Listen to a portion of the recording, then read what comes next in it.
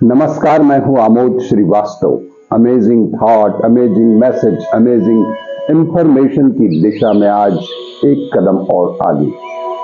आज के इस चिंतन का विषय है कामना रहित उपासना। आपको ये मेरा वीडियो अच्छा लगे तो लाइक करें, शेयर करें और लाल बटन दबाकर सब्सक्राइब अवश्य करें। साथ ही बेल आइकन दबाना बिल्कुल ना भूलें। आज के इस चिंतन का विषय है कामना रहित उपासना। उपासना के साथ कामना को कभी भी ना जोड़ें। ईश्वर की उपासना का वास्तविक प्रतिफल अंतर में स्थायी सुख, शांति और संतोष की वृद्धि होना माना गया है। यदि ऐसा नहीं होता है तो मानना होगा कि उपासना के स्वरूप में कोई कमी चल रही है। यहां पर उपासना के स्वरूप से आशय उपासना की विधि, सामग्री अथवा उसके स्थान आदि से कदापि नहीं है। उसका तात्पर्य उस मनोभाव से है जो उपासना के आगे पीछे उपस्थित रहता है।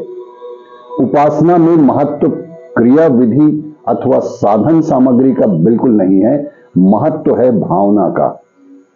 यदि उपासक की भावना ठीक उपासना के अनुरूप है तो निश्चय ही फलवती अवश्य ही होगी। फल भावना के अधीन है, उपक्रम अथवा उपकरण के अधीन नहीं। मंदिर का एक पुजारी दोनों समय जीवन भर आरती पूजा करता रहता है, पर उसका कोई प्रतिफल नहीं मिलता। उसके जीवन का स्तर वहीं का वहीं बना रहता है। उसके मानसिक विकास में कोई प्रगति ही नहीं होती। उसकी अशांति, असंतोष और आत्मिक अभाव ज्यों का त्यों बना ही रहता है। वह ठीक वैसा ही आदमी एक लंबी अवधि के बाद भी वैसा का वैसा ही बना रहता है जैसा कि वह पूजन क्रिया में आने से पूर्व था। इसका एक ही कारण है कि वह यह कि उसकी उस क्रिया में वास्तविक उपासना की भावना बिल्कुल नहीं है।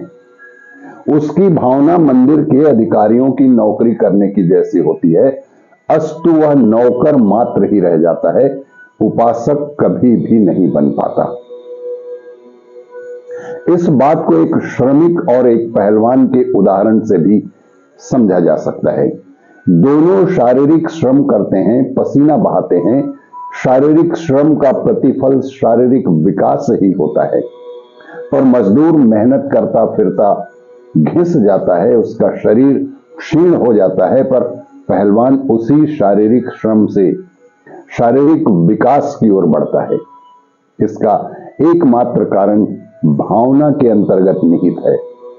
मजदूर जब मेहनत करता है तब उसकी भावना आजीविका के लिए किसी की मजदूरी करने की रहती है, और मल्ल जब व्यायाम के रूप में शारीरिक श्रम करता है तो उसकी भावना शारीरिक विकास की ओर प्रगति करने की रहती है, और इसी भावना के कारण मजदूर का शरीर क्षीण होता है और पहलवान का शरीर और भी निरंतर विकसित होता है। उपासना की जाए और आंतरिक विकास ना हो, आत्म सुख, आत्म शांति और आत्म संतोष में वृद्धि ना हो, यह संभव ही नहीं है। यदि ऐसा नहीं होता तो मानना होगा कि उसमें निहित भावना अनुरूपणी नहीं, विरूपणी है। अवश्य ही ऐसा असफल उपासक ईश्वर के सामीप्य अथवा उसके निहित फल की भावना नहीं रखता।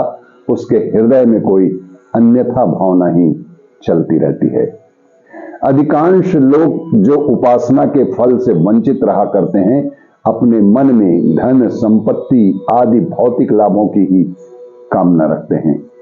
जिन उपलब्धियों का आधार अन्य प्रकार के भौतिक पुरुषार्थ हैं, उनको आध्यात्मिक आधार पर पाने की आशा उसी प्रकार से उपहासास्पद है कि जिस प्रकार कोई आम के बीज बोकर संतरे की कामना करता हो, अथवा मुंबई की दिशा में चलकर कलकत्ते पहुंचने का सुख जानना चाहता हो।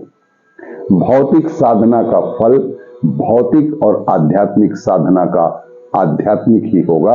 यह तो एक बड़ा ही स्थूल और निर्विवाद सत्य है। इसीलिए उपासना कभी भी कामनावश नहीं होनी चाहिए। कामना रहित उपासना ही आपको जीवन में सुख, समृद्धि और शांति प्रदान कर सकता है। आपको ये मेरा वीडियो अच्छा लगे तो लाइक करें, शेयर करें और सब्सक्राइब अवश्य करें। धन्यवाद।